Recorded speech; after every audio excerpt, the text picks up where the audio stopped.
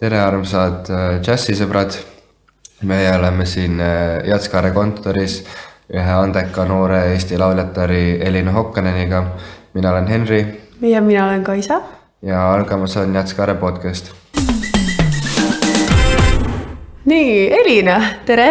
Tere! Võib-olla alustuseks ütleksid sina ise paar tutvustavat lauset enda kohta? Ma olen muusik, ma laulan ja ma kirjutan muusikat ja kui hästi läheb, siis esitlen seda ka laiemale publikule. Ja täpsemalt siis laiemale publikule just sügisdžässil. Jah. Nüüd mõne aja pärast juba. Oled muusik, laulad, aga millal see kõik alguse sai? Millal oli sinu esimene kokkupuude muusikaga? Esimene kokkupuude muusikaga oli Adavere külas, minu kodus. Elutoas vaatasin ETV-st ühte klaverikontserti ja sattusin sellest pillist täiesti vaimustusse ja ütlesin emale, et mina tahan seda pilli mängida. Ja siis ema pani mu muusikakooli, kui ma olin 4-aastane, eelkooli. Väga lahe, et sa ise näitasid veel nii väiksena initsiatiivi ise mingit pilli hakata õppima.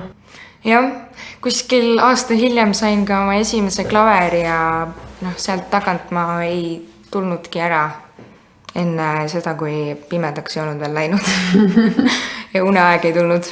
Kas sinu vanematel oli ka mingisugune roll sinu muusikalises arengus või kuidas?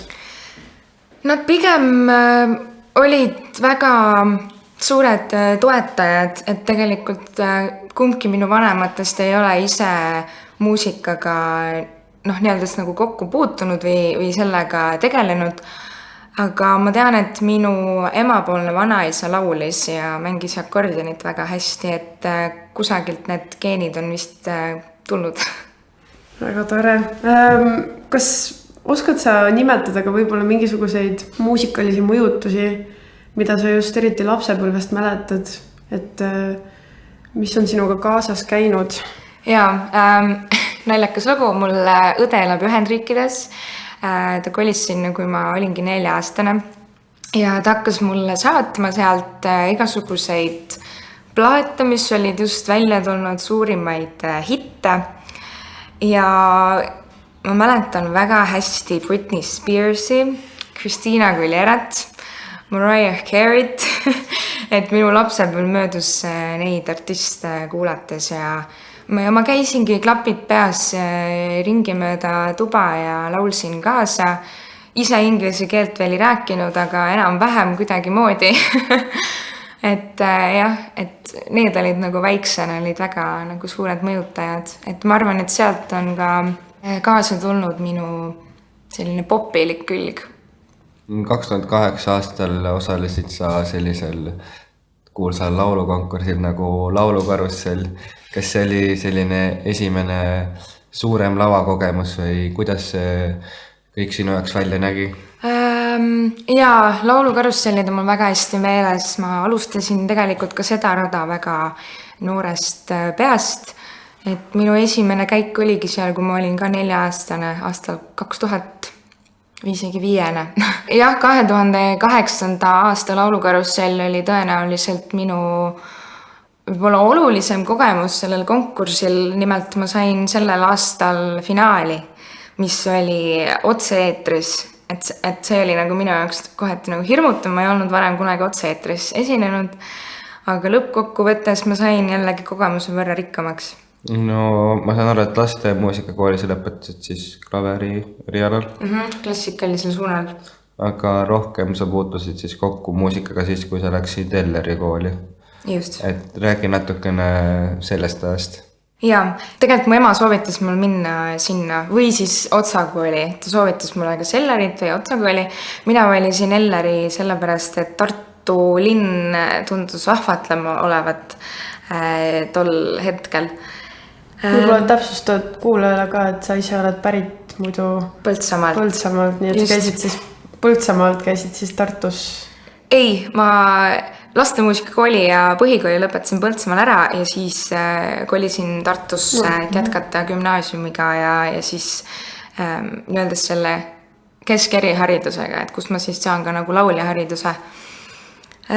Algul see tundus jällegi hirmutav olevat minu jaoks, et järsku pidin suure hulga džässlugusid ära õppima, aga mul olid endiselt ikkagi meeles need Christina Aguilerad ja Jessie J ja Shakira ja kõik siuksed ägedate, tugevate häältega artistid. Aga seal esimesed kuud õppides kõige neid klassikalisemaid džässi standardeid ma tegelikult isegi armusin džässi ära. Et ma hakkasin väga džässi nautima ja ise ka kirjutama sellist muusikat, mis ei kõla enam nii popilikult võib-olla. Et mõned sellised džässisugemed nagu sattusid ka minu oma loomingusse juba sisse. Kas seal oli sul esimene kokkupuude ka nii-öelda ansamblis koosmänguga ja teiste inimestega koos musitseerimisega? Ühe koha pealt jah, teise koha pealt ei. Et mul on nagu üsna suur pagas lauluvõistlustel osalemistega, siis tihtipeale need toimusid ka ikkagi bändiga, aga ma ei olnud otseselt bändiga kontaktis, et nad olid ikkagi saatjate rollis ja mina siis olin nagu seal lava peal, ma teadsin, et nad on selle loo selgeks õppinud ja ma lihtsalt pean siin nagu oma osa tegema. Aga Elleris oli jah, suurem nagu keskendumine toimus ikkagi kollektiivsele nagu tööle ja üksteise kuulamisse ja üksteisega nagu musitseerimisele. Nüüd sa jätkuvalt õpid EMTA-s, džässiosakonnas, et kuidas siis selline valik tuli, kas see oli lihtsalt selline naturaalne asjade käik või kuidas sa sinna EMTA-sse sattusid? Tegelikult ma EMTA-s õpin nüüd 2 aastat, et ma läksin eelmisel aastal õppima muusikapedagoogika osakonda. See tundus mulle mõistlik otsus just sellepärast, et ma saan pedagoogilise hariduse, et siis hiljemas elus anda oma teadmisi edasi teistele noortele lauljatele. Aga seal osakonnas ei olnud minu jaoks piisavalt džässmuusikat, seega nüüd ma vahetasin osakonda ja läksin ikkagi selle eriala peale, millele ma tunnen, et ma olen loodud. No su õpetaja on Kadri Voorand. Kuidas temaga koostöö sujub? Räägi natukene sellest ka. Kadri on väga tark naine ja ta võib-olla isegi keskendub asjadele, millele tavaliselt lauljad ei oska tähelepanu pöörata. Meil on küll olnud praegu üsna lühike koostöö, ainult loetud tunnid on olnud septembrikuus. Praegu me oleme keskendunud just inimese anatoomiale ja sellele, et milliseid lihaseid sa kasutad lauldes ja et sa mõtleksid ka, et mida sul on nagu vaja kasutada ja et sul ei töötaks ükski lihas lihtsalt niisama ja et su keha nagu ei oleks pinges lauldes. Et praegu on selline basic knowledge vajalik lauljale. Kas sa tunned, et sa võid laulmist võrrelda natukene nagu spordiga, et sul on vaja tunda oma keha, oma lihaseid? Kas sa tunned, et seda võib võrrelda ka näiteks jooga või meditatsiooniga? Ma arvan, et üldse musitseerimine on ka nii-öeldes nagu sport, et sa ikkagi pead oma aju ja keha töötama täpselt samamoodi nagu sportides, et see on kindlasti omavahel võrreldav. Esimene selline suurem etteaste suure publiku ees oli sul 2015. aastal idee džäss, kus sa siis Etta Jamesi kava tegid. Kuidas tuli selline idee, kuidas sa sinna sattusid? Kuidas see kogemus sulle meelde jäi? Sellel ajal oli Oleg Pissarenko Elleri koolis rütmimuusika osakonna juhataja, kes siis pakkus mulle ise välja seda, et teha tribüütkontsert kas siis Etta Jamesile või Aretha Franklinile. Ma olin sellest ideest täiesti vaimustuses ja valisin Etta Jamesi puhtalt sellepärast, et meie võib-olla see hääleregister ühtis paremini, et Aretha Franklin on, mulle tundus, et ta on sopran, mina olen rohkem alt.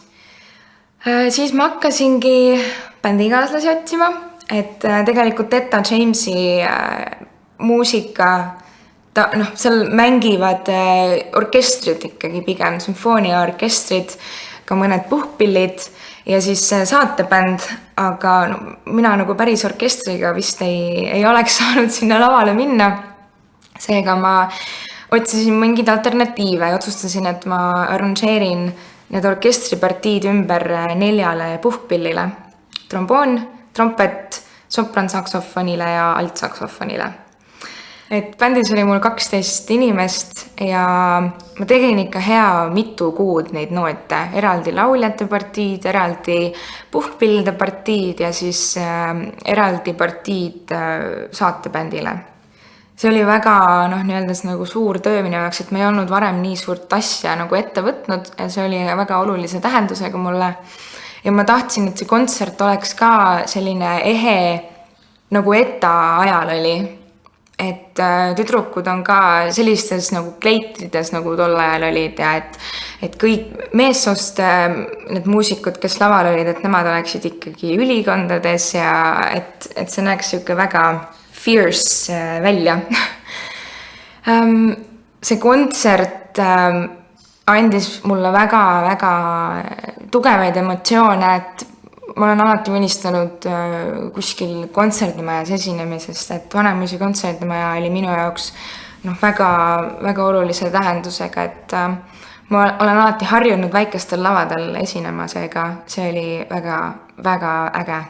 Samal aastal võtsid sa enda ansambliga Inner Sound osa ka noortebändi konkursist, kus teil läks väga edukalt. Räägi äkki natukene sellest, kuidas selle bändiga koostöö läks või läheb, kas te mängite veel koos ja kuidas üldse see noortebändi terve see tee välja nägi? Enne kui ma Inner Soundi lõin, ma laulsin kollektiivis nimega Wilhelm, aga ma tundsin, et mul on nii palju muusikat kogunenud sahtlisse, mis ei ühti võib-olla Wilhelmi žanriga. Seega arvasin, et on õige aeg teha oma bänd ja nii ma siis valisingi omale potentsiaalsed bändikaaslased, kellega me hakkasime kõvasti proove tegema. Alguses rohkem isegi lõbu pärast ja näha, et mis sellest saab. Hiljem oligi see, et trummar Jan Kulbin ütles, et kuule, et ma saatsin meie mingi diktofoniga salvestatud demo noortebändi demovooru konkursile. Ja seal läks nii hästi, et me pääsesime eelvooru ja sealt poolfinaali ja sealt finaali ja sealt me saimegi võitjateks. Et meil olid kõigil väga nagu head emotsioonid selle bändi suhtes ja me kõik tahtsime sellega väga kaugele jõuda Eestist välja poolegi. Me käisime ka Saksamaal ja Norras festivalidel esinemas, aga praegu me ei tegutse enam. Kuidagi moodi suunad on muutunud. Meie oleme inimestena kasvanud ja muutunud, et Jan Kulbin, seesamune trummar, elab nüüd üldse Antwerpis, käib seal ülikoolis. Johannes Laas, kitarrist, õpib minuga EMTA-s, temaga me endiselt teeme koostööd. Ja bassist Karl Tammoru oli aasta aega Kaitseväes, just samal aastal, kui Jan kolis Antwerpi, et see oli ka tegelikult suur põhjus, miks meie koostöö ei jätkunud.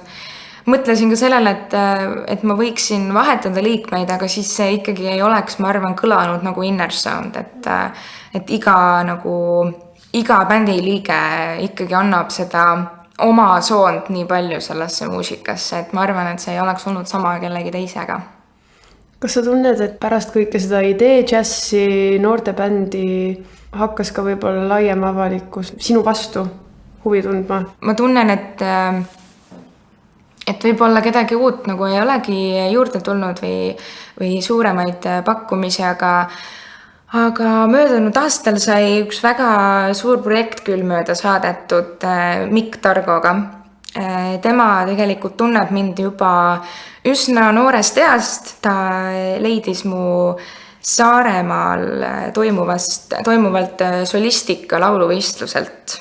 Ma mäletan, et ta ütles mulle aastaid tagasi, et ta ootab seda õiget hetke, millal minuga ühendust võtta.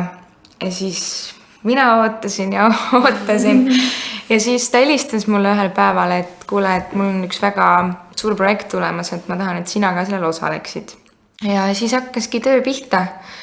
Nad käisid Saksamaal salvestamas Big Bandiga põhjasid ja lauljad siis laulsid Eestis laulud sisse.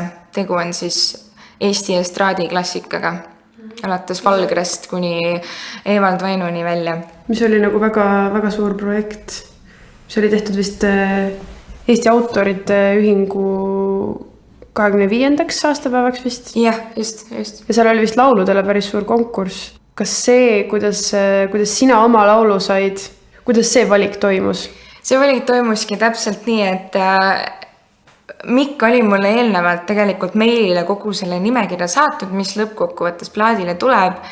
Mina olin muidugi oma favoriidid sealt välja valinud, aga Mikk ütles, et tema ikkagi otsustab, milline laul millisele artistile läheb. Ma arvan, et Mikul on selles suhtes väga nagu pikk kogemus, ta tunneb juba lauljaid ja Eesti nagu artiste, et ma arvan, et ta tegi õiged otsused sellega, et kes millist laulu nagu laulis. Ja sa laulsid selles projektis kõrvuti päris suurte nimedega Eesti muusikamaastikul. Kaire Vilgats ja Liisi Kuikson näiteks, Koit Toome. Kas see tõi sulle ka mingisuguseid uusi kogemusi, kas sa õppisid nendelt midagi, mida õppisid sa sellest projektist näiteks? Tegelikult see protsess käis üsna nagu eraldatult, et esimest korda ma kohtusin bändiga Norde kontserdimajas soundcheckis ja samuti lauljad käisid ka tegelikult ükshaaval Mikk Targoga stuudios neid salvestamas, et tegelikult me üldse nagu kokku ei puutunudki nende inimestega, kui alles seal esituskontserdil Norde kontserdimajas. Seega ma isegi ei oska nagu öelda või teada, kuidas või mismoodi nagu nemad sellesse projekti suhtusid. Aga mina tean, et mina kodus ikkagi kõvasti harjutasin ja õppisin neid sõnu pähe. ja siis seal laval olles ma ikkagi põdesin, et kõik ikkagi hästi läheks, sest et saalis istusid väga olulised inimesed Eesti muusikamaastikul. Ja lõppkokkuvõttes ikkagi läks väga toredasti.